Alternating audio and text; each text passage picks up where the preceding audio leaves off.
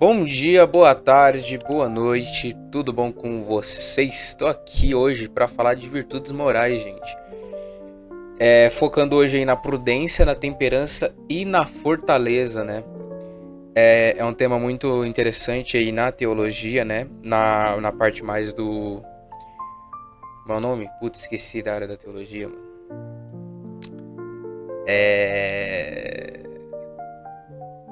Graçologia, eu acho. Acho que é graçologia. Se eu não me engano. Ou não. Ou é teologia moral. Acho que é teologia moral, né? Não? É teologia moral. Que vai falar mais da nossa moral, de fato.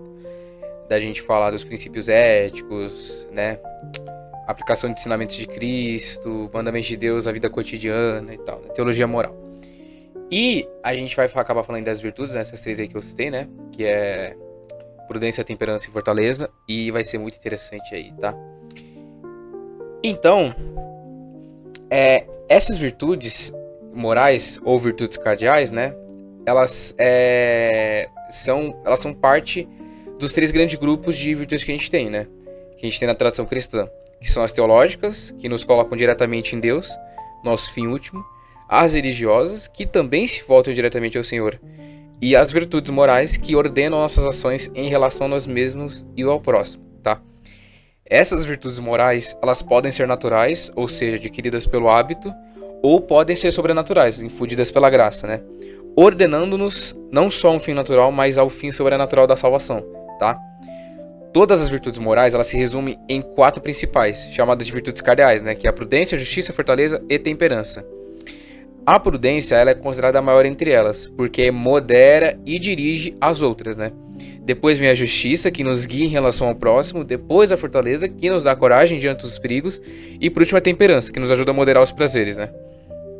Mas, eu vou querer focar hoje, né? No momento agora, na primeira parte aqui, vamos focar na prudência, tá? E o que é a prudência? Ela não é apenas uma esperteza humana ou cálculo de utilidade, tá?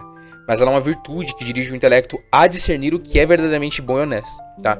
Ordenando nossos atos para o fim último. A prudência é uma virtude que aperfeiçoa o intelecto prático, tornando-o capaz de julgar e decidir corretamente sobre o que devemos ou não fazer, tá? Ela não se confunde nem com a ciência moral, que trata de princípios universais, nem com a consciência, tá? Que é o juízo da licitude de uma ação, né? A prudência é a virtude que faz a consciência julgar corretamente, no caso, tá? E como se constitui a prudência, né? Primeiro, ela supõe um intelecto naturalmente reto e iluminado pela fé, quando falamos da prudência sobrenatural, né? Depois, ela se expressa em três atos principais: a consulta, o juízo e o preceito. Na consulta, a gente investiga atentamente os meios para alcançar o bem. Para isso, a gente precisa de 5 ajudas importantes, que é a memória do passado, que a gente aprendendo, né, com a experiência e com a história. A ciência do presente, olhando as circunstâncias atuais profundamente em todos os ângulos. A providência para o futuro, né, prevendo as consequências dos atos. E a docilidade, que é saber escutar os conselhos de pessoas sábias e prudentes, né? E por fim, a oração, pedindo a Deus luz para julgar e agir corretamente. Depois vem o juízo, onde o intelecto prático, após ponderar tudo, decide qual é o caminho mais honesto e oportuno. Para isso é preciso clareza, né? A ausência de paixões desordenadas que atrapalhem e firmeza de decisão, né? O preceito, ele é o ato de mandar, tá? De determinar de modo prático o que deve ser feito aqui agora. Enquanto a consulta busca os meios e o juízo avalia qual deles é o mais adequado, o preceito dá a ordem final para a ação. São Tomás ele explica que a prudência não é apenas conhecer o que é bom, mas sobretudo ordenar o agir. É ela que diz, faça isso agora. Sem o preceito, a prudência fica incompleta, porque conhecer o certo e não aplicar na prática não transforma a vida. Por isso o preceito é chamado de ato principal da prudência. Ele é como o timoneiro que, depois de observar os ventos e avaliar o mar, finalmente dá ordem para mover o leme, tá? Então na vida espiritual, isso significa que a prudência não é apenas teoria ou reflexão, ela é ação reta. É ela que transforma a reflexão iluminada pela fé em decisão concreta que nos conduz ao fim último, que é Deus. E então o preceito sem dúvida, o ápice da prudência, sem dúvidas, tá?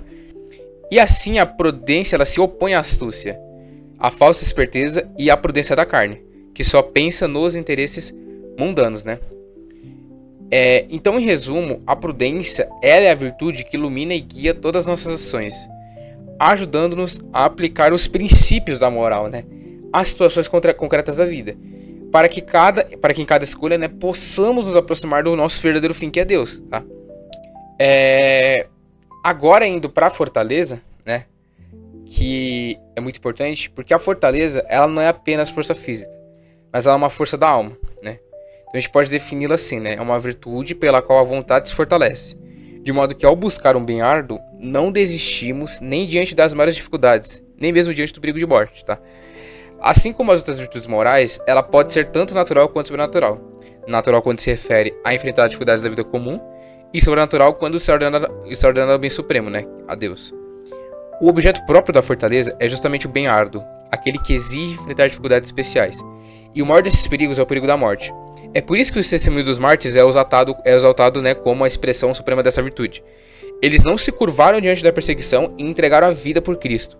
Um exemplo marcante é a Santa Joana d'Arc, né, que é sempre lembrada como ícone de grande coragem e esperança para a França. O sujeito da fortaleza costuma ser associado ao chamado apetite irascível, que é aquela parte de nós que se volta ao difícil, à luta, né? A raiva, quando bem moderada, ela pode até ajudar a superar obstáculos, né? Mas, na verdade, a fortaleza tem sua raiz mais profunda na vontade, porque é ela que a escolhe deliberadamente o bem honesto, tá? Mesmo em meio aos perigos e sofrimentos. E você pode perguntar, né? Quais são os atos próprios da fortaleza? Que são 2. Resistir e agredir. Resistir significa permanecer firme, suportar com ânimo invencível as dificuldades e perigos, mesmo prolongados no tempo. E agredir significa avançar, agir com coragem diante do perigo, né? Mas, curiosamente, resistir costuma ser mais difícil do que agredir, porque exige constância, firmeza e paciência, enquanto agredir pode ser um ato repentino, entendeu?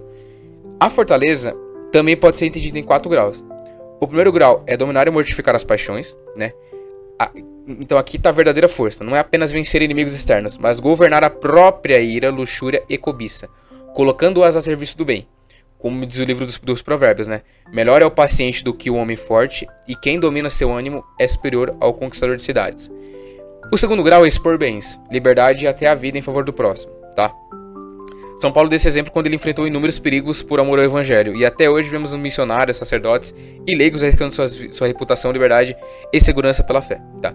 O terceiro grau é suportar com firmeza males imprevistos, quando não houve tempo para se preparar, né? Isso mostra que a pessoa ela já adquiriu o hábito da fortaleza e é capaz de enfrentar de imediato sofrimentos com ânimo invencível, tá? E o quarto grau é o mais elevado, que é aceitar o martírio com alegria, por amor a Cristo, como fez Santo Inácio de Antioquia, que desejava até mesmo ser devorado pelas feras por fidelidade ao Senhor, tá? Contra a fortaleza se opõem 2 vícios, né? Que é a timidez, que é a covardia diante do bem árduo, e a audácia, que é o excesso, a imprudência de avançar sem a devida medida. E junto da fortaleza seriam outras virtudes relacionadas, que é a magnanimidade, né? Que eleva o ânimo e grandes obras, né? A magnificência, que se refere a empreender grandes feitos materiais para a glória de Deus, a paciência, que nos faz suportar os males prolongados sem murmuração, e a perseverança, que nos mantém firmes no bem até o fim. Então, em resumo, a fortaleza ela é a virtude que nos dá coragem e constância para enfrentar não apenas as batalhas externas, mas sobretudo as internas, mantendo-nos fiéis ao bem, mesmo quando isso exige sacrifício e até a vida, tá? Agora, vamos para a temperança, né? Porque a gente já falou da prudência e fortaleza, o último é a temperança, né? Então, se a fortaleza nos dá firmeza, né? Diante dos perigos e dificuldades, a temperança é a virtude que modera os apetites do prazer, tá? Especialmente os ligados ao gosto e ao tato. Ela não elimina o prazer, mas o ordena, para que ele não seja buscado por si mesmo, mas como um meio para um fim honesto. Deus, na sua bondade, ele anexou às nossas ações a delectação, isto é, o prazer, para que elas se tornassem mais fáceis e nos ajudassem a caminhar rumo ao nosso fim.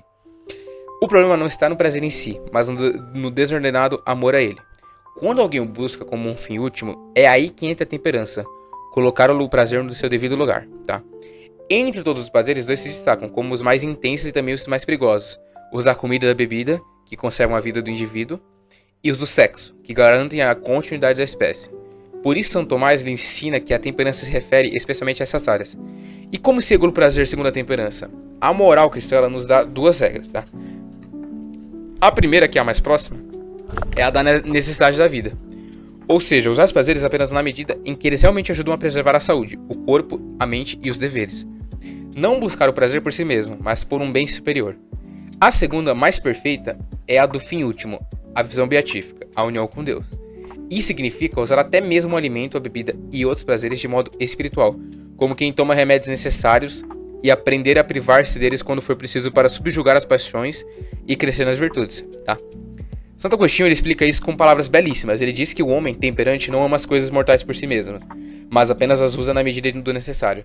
Até mesmo o alimento deve ser tomado como remédio contra a fome e a sede, e não como um fim em si. A temperança se divide em 3 espécies principais, que é a abstinência, que regula a comida, a sobriedade, que regula a bebida, e a castidade, que regula os prazeres sexuais. E junto da castidade está a pudicícia, né? Que guarda a pureza, moderando também gestos, toques e olhares, tá? Aos vícios contrários, a abstinência se opõe à gula, a sobriedade à embriaguez e a castidade à luxúria.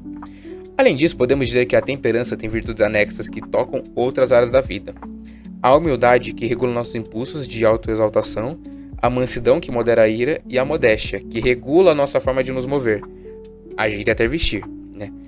Em termos práticos, sim, é lícito beber uma cerveja, porque ela traz prazer e até ajuda a relaxar. Mas nunca é lícito entregar-se à embriaguez, porque aí o prazer deixa de ser meio e passa a ser um fim em si mesmo. E por fim, a temperança ela é imitada de forma perfeita em Cristo e Maria, tá? Que são os modelos supremos de moderação e pureza. Olhando para eles, aprendemos que a verdadeira liberdade não está em seguir nossos apetites, mas em ordená-los ao bem e a Deus. Perfeito? Então, gente, é isso, né, sobre essas 3 virtudes morais, né, ou cardeais. São virtudes muito importantes, tá? Eu vou, talvez, trazer as outras virtudes, tá? Em outros vídeos de teologia. Tava com vontade de falar sobre essas virtudes, né, porque era um tema que eu tava interessado. Fiz essa exposição catequética aqui introdutória, tá? Apliquem, é muito importante, tá? E é isso, tá? Salve Maria Imaculada, Jesus é nosso Senhor, acima de tudo. E imitem Cristo, gente, imitem Cristo, imitem Nossa Senhora. Muito obrigado.